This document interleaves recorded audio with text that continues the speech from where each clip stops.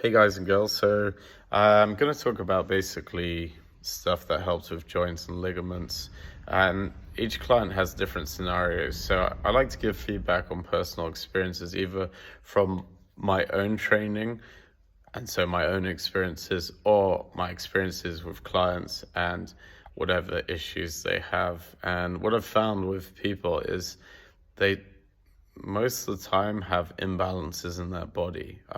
I don't think I've met anyone who doesn't have some kind of imbalance. You do have athletes who do have incredible balance and strength and power, but your average guy and girl that works in the office tends to have postural issues, as well as, for example, issues of joints and ligaments, especially as you're getting older. Like if you're 30 plus and you've got office work, that tends to happen. So my first client this morning was a guy called Philip, and he has wrist injuries, and they hurt.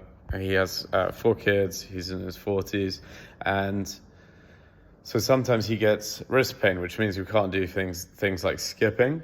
So today we did squats. So basically body weight squats, because it was outdoors and online, this specific client, and not in my gym.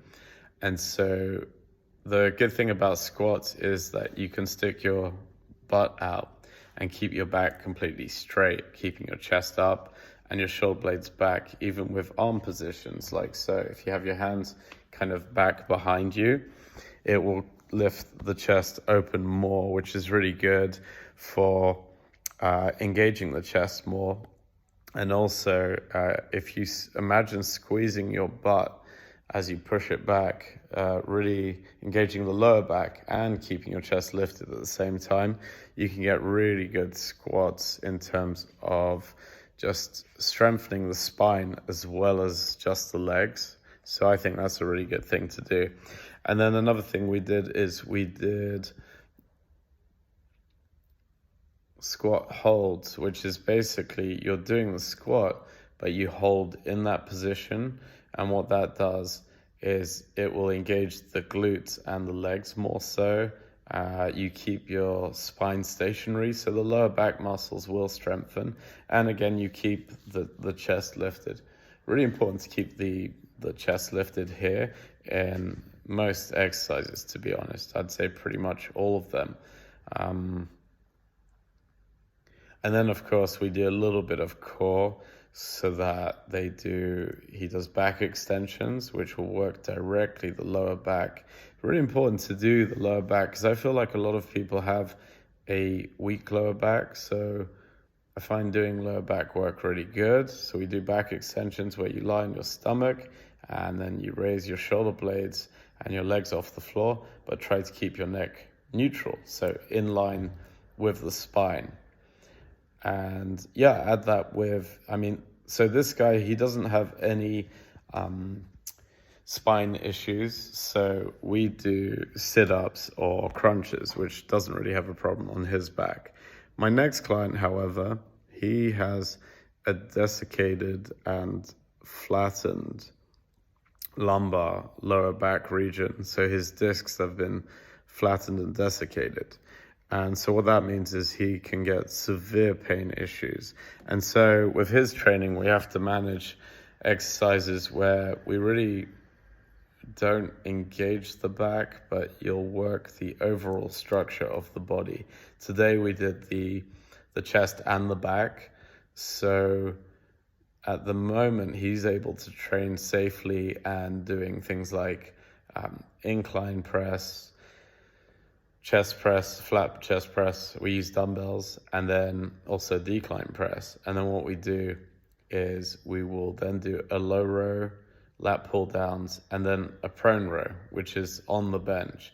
So we don't do anything like at the moment deadlifts or any bent over rows. And that's a good way to work the chest and back when you do have back issues, for example.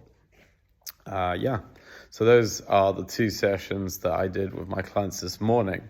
And then I do my workout every day. So I actually end up doing like quite a bit of cardio. I did a 10-minute cycle just to warm up.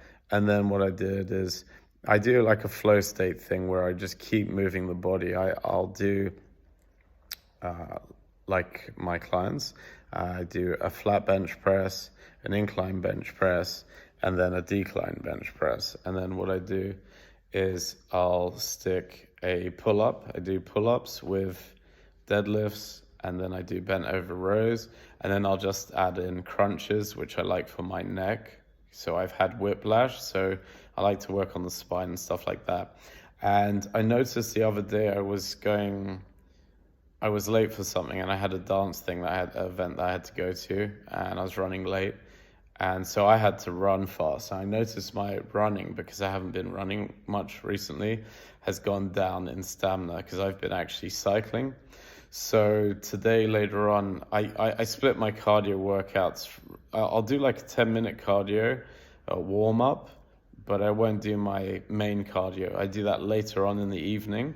So I'll do like a 20 to 30-minute run because, like I said, my running is not as good as it used to be, so I need to get my running condition fit. Here's another thing to think about with your conditioning, whether it's strength training or cardio.